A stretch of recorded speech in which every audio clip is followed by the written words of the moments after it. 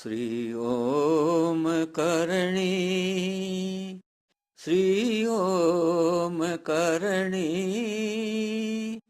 श्री ओम करणी, श्री ओम करणी। नमस्कार। माता जी आदि शक्ति हैं, सर्वलोक महेश्वरी हैं। झगड़ू शाह की नौका को बाएं हाथ से देशनोक में बैठे बैठे डूबती हुई नौका को समुद्र के किनारे पर पकड़ के ले आई। ये कोई बड़ा काम नहीं है, आश्चर्य की बात नहीं है। जो सब लोगों की महेश्वरी है उनके लिए ये कोई आश्चर्य की बात नहीं है।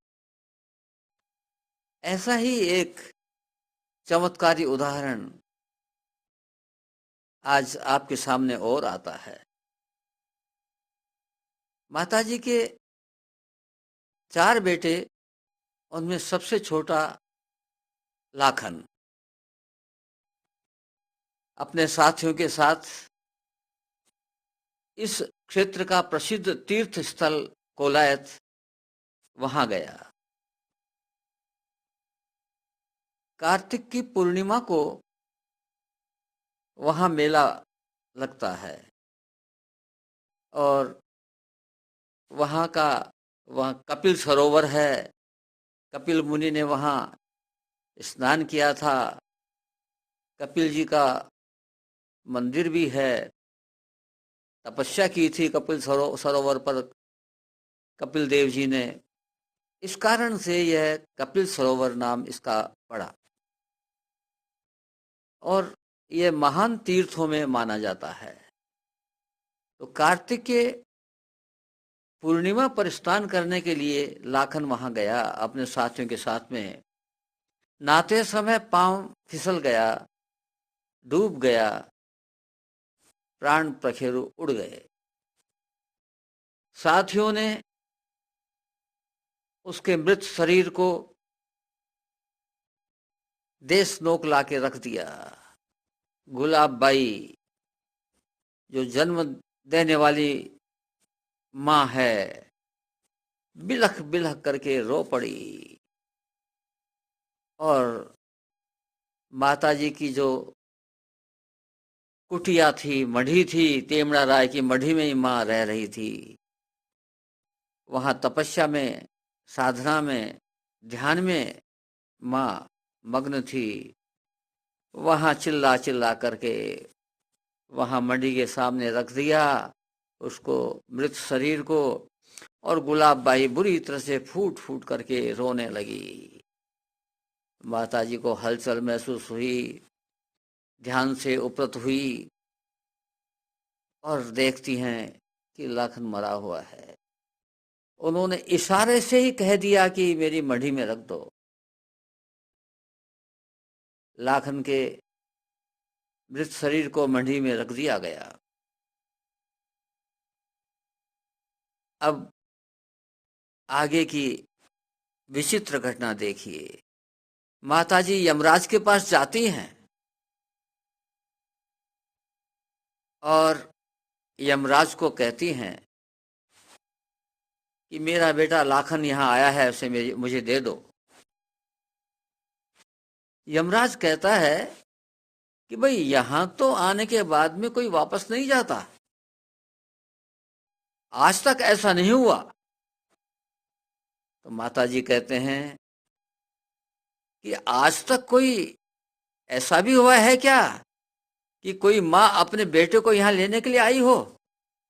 तुम देते हो तो दो, नहीं तो मैं लेके जाती हूँ। यमराज घबराया। उसने देखा भाई ये तो कोई बहुत ही विशेष शक्ति संपन्न देवी हैं।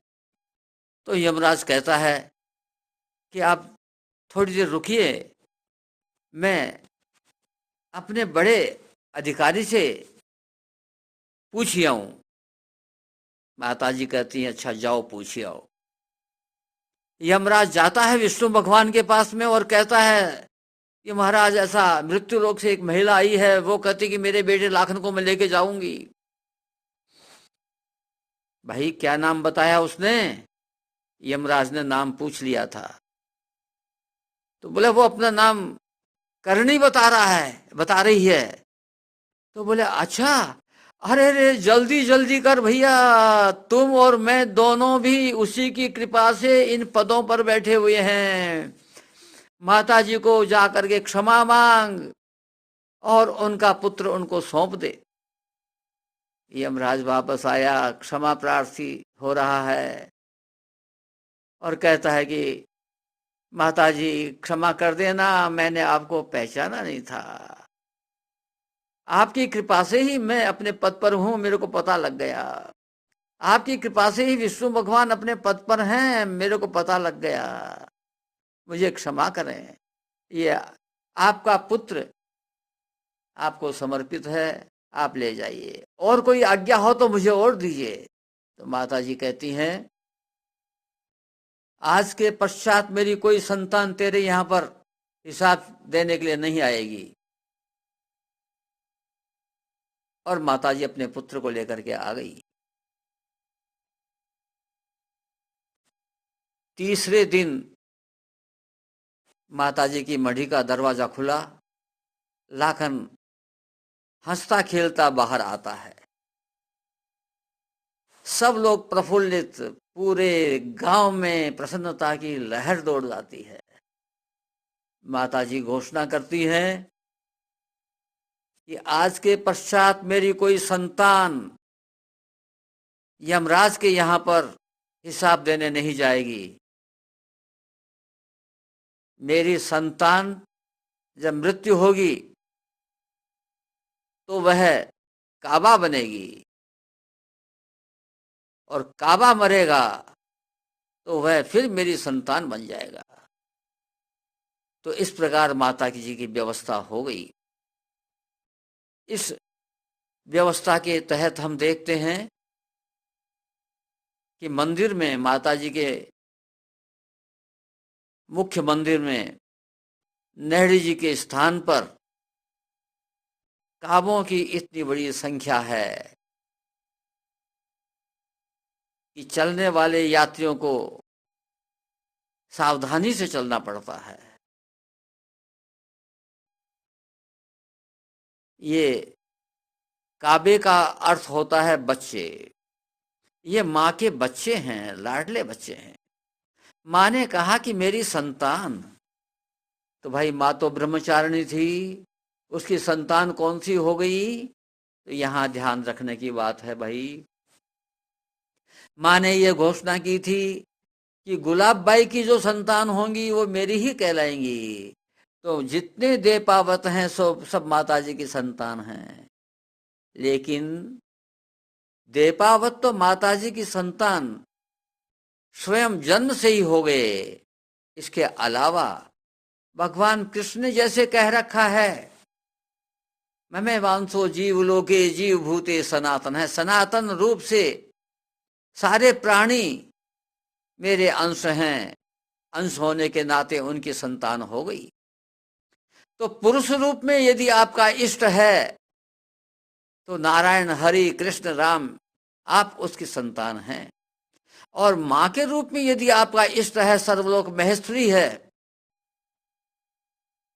तो आप यदि अपने आप को मां की संतान मानते हैं, आप अपने आप को मां को अपना इष्ट मानते हैं, तो आप मां की संतान हो गए। तो मां की संतान केवल देपावत ही नहीं, हर व्यक्ति जो मां को इष्ट मानता है वह मां की संतान है।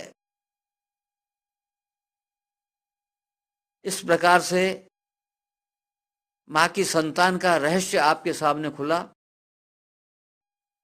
आज बस इतना ही। काबों के संबंध में कल चर्चा होगी। नमस्कार।